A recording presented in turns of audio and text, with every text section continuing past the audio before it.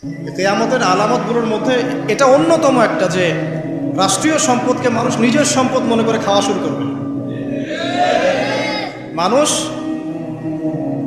দান সদকা এবং জাকাতটাকে নিজের উপর বার্ডেন মনে করবে। এটা কি বোঝা, জাকাতের বোঝা? এখানে 10টা-12টা কথা আছে। মানুষ খামর মানে মদ, মাআজিফ মানে বাদ্যযন্ত্র, তারপরে জুয়া, তারপরে জিনা, এগুলোকে মানুষ হালাল মনে করবে, হালাল মনে করে নিবে, মদপান করবে, নাম অন্য দিবে। আমানতদার ব্যক্তি হয়ে যাবে খেয়ানতকারী, আর প্রত্যেক খেয়ানতকার ব্যক্তিকে মানুষ মনে করবে আমানতদার। তো নৈতিক অবক্ষয়টা দেখেন, যে মুসলিম হিসেবে জন্মগ্রহণ করার পরে, কোরআন সুন্নাহ হাতে পাওয়ার পরেও আমরা এখন সুদ খাচ্ছি। দিব্যি এটা কোনো ব্যাপার না এখন, বরং এমন একটা কনসেপ্ট এখন চলছে যে সুদ না খেলে আবার এই যুগে চলে নাকি? মানে মায়ের সাথে জেনা না করলে কি এই যুগে চলে নাকি? রংপুরের একটা ঘটনা, যে আমি এক ডক্টরের কাছে গিয়েছি, ডক্টর টেস্ট করার জন্যে। গাড়ি থামিয়েছি, দৌড় দিয়ে একটা ছেলে আসছে, দূর থেকে আমাকে দেখেছিল, সে গ্লাসে নক করছে। গ্লাস খুলে বললাম, কি সমস্যা বলেন? তো বলছে, হুজুর জাস্ট আপনাকে দেখে দৌড়ায় আসছি একটা খালি মাসআলা জানার জন্যে, যে একটা ঘটনা ঘটেছে আমাদের এলাকায়, এটার সলিউশন কি হবে। অনেককে জিজ্ঞাসা করেছে, অনেক রকম কথা বলেছে, আপনার মন্তব্য জানতে আমি দৌড় দিয়ে এসেছি। কি ঘটনা ভাই? তো বলছে যে আমাদের এলাকায় একজন ছেলে, মাদকাসক্ত ছেলে, মানে এডিক্টেড, ড্রাগ এডিক্টেড, সে তার নিজের মায়ের সাথে জেনা করে ফেলেছে। এটা শোনার পরে আমি আসলে কি অ্যান্সার দিব, আমি প্রায় 2 মিনিট চুপ করে বসে আছি। আজ বলবেন কি বলবেন এখন বলেন তো? এই ছেলের এখন করণীয় কি এটা জানতে আসছে, কি করবে এখন সে? 2 মিনিট চুপ করে থাকার পরে আমি খালি একটা কথাই বললাম, যে আল্লাহর কাছে খালেজ হবে তওবা করতে বলেন, এর চেয়ে বেশি কিছু আমার বলার নাই। তো ঘটনাটাকে আপনাদের কাছে কত বিব্রত বোধ হচ্ছে না? অরুচিকর মনে হচ্ছে, খারাপ মনে হচ্ছে, কিন্তু আমরা এখন দিব্যি সুদ খাচ্ছি, মায়ের সাথে জেনাও করছি। খারাপ লাগছে না? বরং যুক্তি দিচ্ছি, এগুলো না করলে কি যুগে চলে? মহিলাদের অবস্থা দেখেন, গ্রামে গঞ্জে সব সুদী এনজিও ছড়িয়ে পড়েছে, এবং তারা সদস্য, জমি জমা, ভিটে মাটি, গরু ছাগল সব খোয়াচ্ছে, তারপরেও খেতে হবে। কারণ ওই যে আতাজআলু ফিহা মা ইউফসিদু ফিহা ওয়া ইয়াসফিকুদ দিমা, আপনি কি এমন কাউকে পাঠাবেন যে পৃথিবীতে গিয়ে ফাসাদ সৃষ্টি করবে? এটা হচ্ছে ইকোনমিক ফাসাদ, অর্থনৈতিক ফাসাদ। দেখেন, মুসলিম পরিবারে জন্মগ্রহণ করেও ম্যাক্সিমাম মানুষই নামাজ পড়ে না।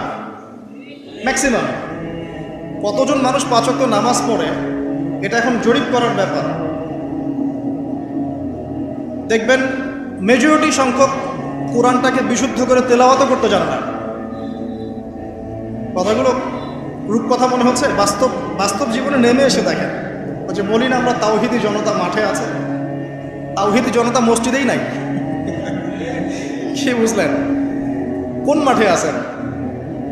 তারপরে মুসলিম পরিবারে জন্মগ্রহণ করে দেখবেন পর্দা যে একটা ফরজিয়াত, এই কনসেপ্টই নেই। বরং এখন চেতনা এমন যে গায়ের জামা কাপড় ছিঁড়ে খুলে ফেলতে পারলে বাঁচি, মানে এখন এই যুগ চলছে। একটু আমি দেখাচ্ছি যে কীভাবে এই জায়গায় আসছে। দেখেন, একটা সময় ছিল যে মানুষ সিগারেট খেত, স্মোক করতো। আমরা ওই জেনারেশনটা দেখেছি, স্মোক করতো চুপ করে, ওই চায়ের দোকানের কর্নারে, এই বাথরুমে ঢুকে, ওই মাঠের ওই কর্নারে গিয়ে, কেউ যেন দেখে না ফেলে।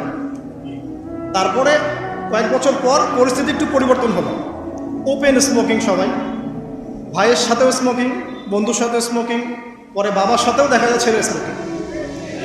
এই একটা যুগ আসলো দেখেন।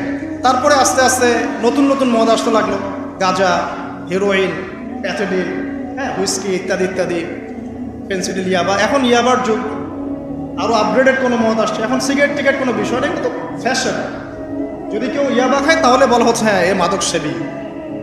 আর বাই দ্য ওয়ে, আমাদের দেশে কিন্তু নিবন্ধিত 190টা বারও আছে, হ্যাঁ, এবং দেশি 204টা ব্র্যান্ড চলছে, বিদেশে 38টা ব্র্যান্ড চলছে। পারমিট পেয়েছে 85,070 জন।